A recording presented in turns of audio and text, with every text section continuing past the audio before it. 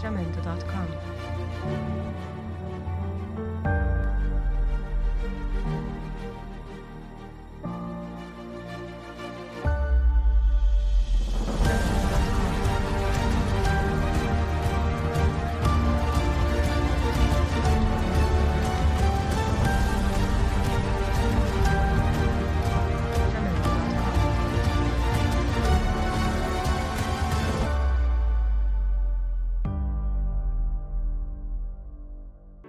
Bienvenidos a otra clase flipada de biología. Hoy vamos a tener como protagonista a las abejas. Vamos a dedicarles la clase a estos insectos y bueno, pues a ver qué relación le encontramos con los lípidos.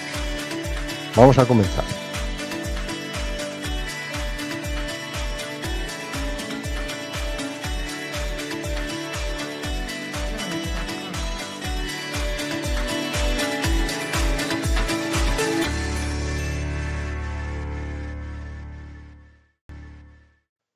Hay tres tipos principales de lípidos, como vimos ya al principio del tema.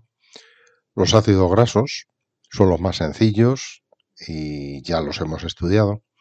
Y los dos grupos que nos queda por estudiar son los lípidos saponificables y los lípidos insaponificables. En este vídeo vamos a hablar de los lípidos saponificables. Todos los lípidos saponificables tienen en común que proceden de una reacción de de esterificación, reacción que ya conocisteis en el vídeo anterior. La reacción de esterificación es una reacción en la que participan un alcohol y un ácido carboxílico, en este caso un ácido graso, y da como resultado un éster caracterizado por este grupo funcional que ya conocéis. En la reacción se desprende una molécula de agua porque el grupo OH del ácido se une al hidrógeno del alcohol formando una molécula de agua. Y por lo tanto las valencias libres que quedan en los dos oxígenos se unen formando un enlace covalente. Vamos a ver, hay tres tipos de lípidos saponificables que estudiaremos a continuación, que son los acilglicéridos, las ceras y los lípidos de membrana.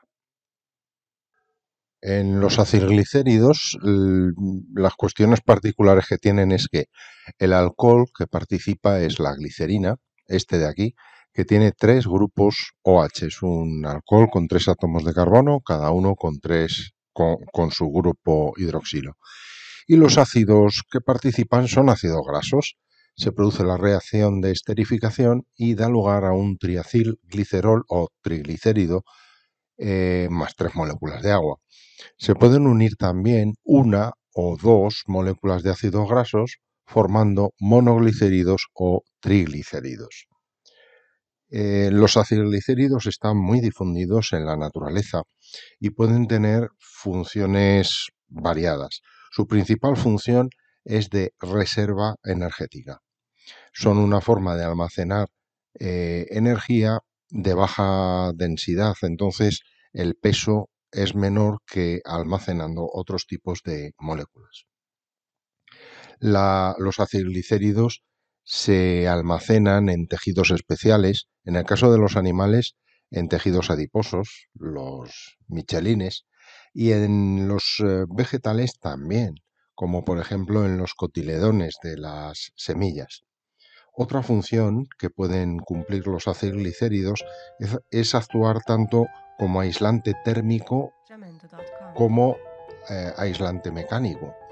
Los animales que viven en lugares muy fríos, como pueden ser los osos polares o las ballenas, las focas, tienen gruesas capas de tejido adiposo que les sirven tanto como aislante mecánico como también como aislante térmico para mantener el calor. Y en algunos casos y esta es la última función de los acilglicéridos, se puede utilizar como una fuente de calor.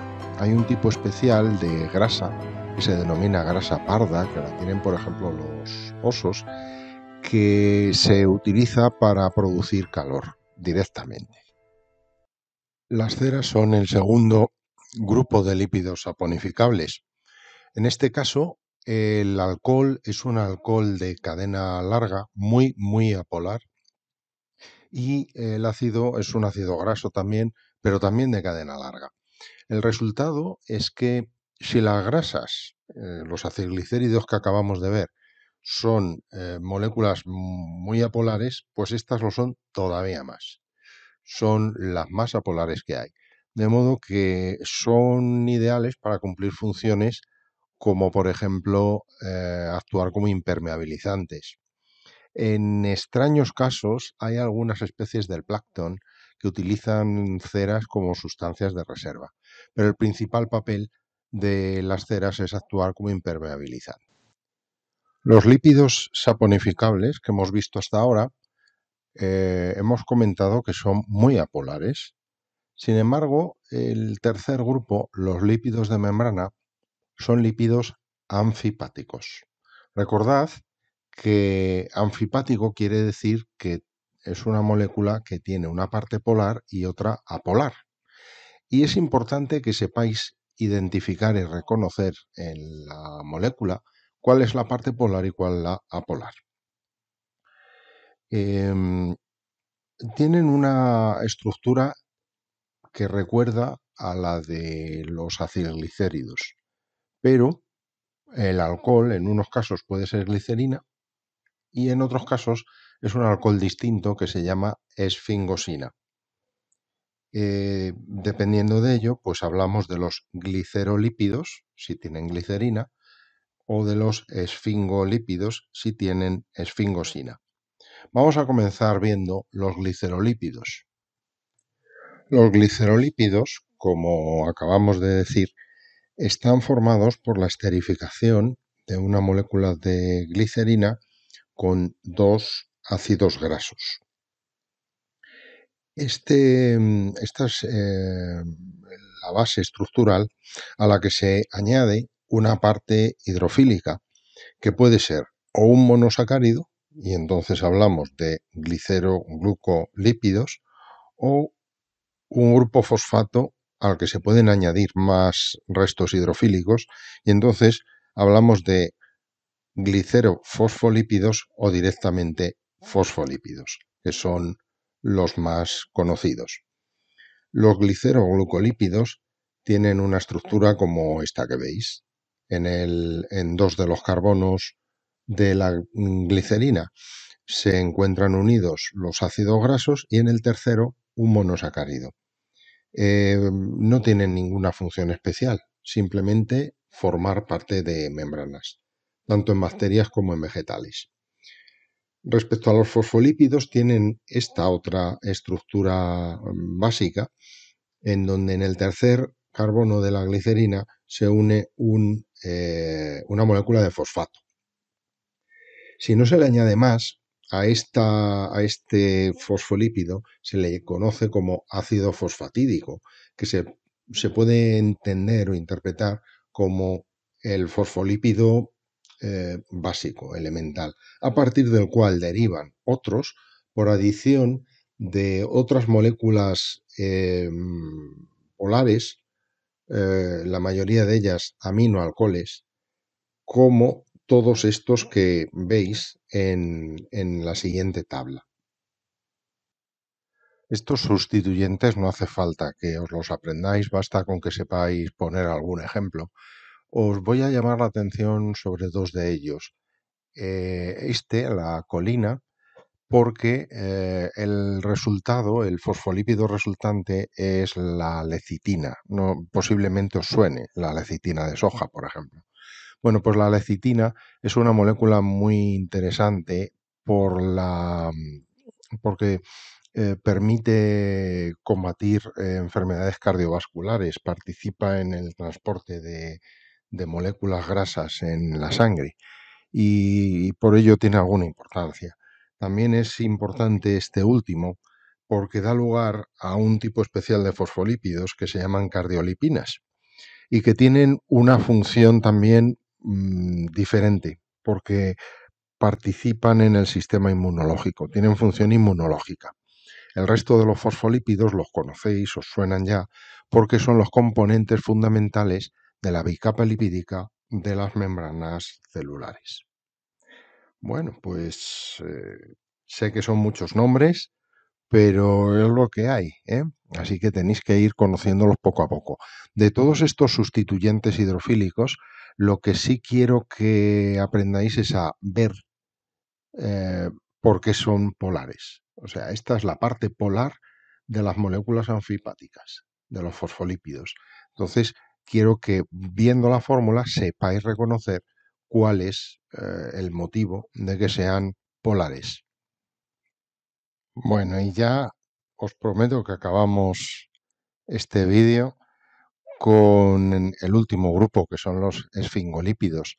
Si recordáis, ya hemos visto que están formados por un alcohol distinto de la glicerina, que es la esfingosina. Es un alcohol bastante largo, apolar, y que tiene una particularidad, es que es un aminoalcohol, tiene un grupo amino, ¿veis aquí?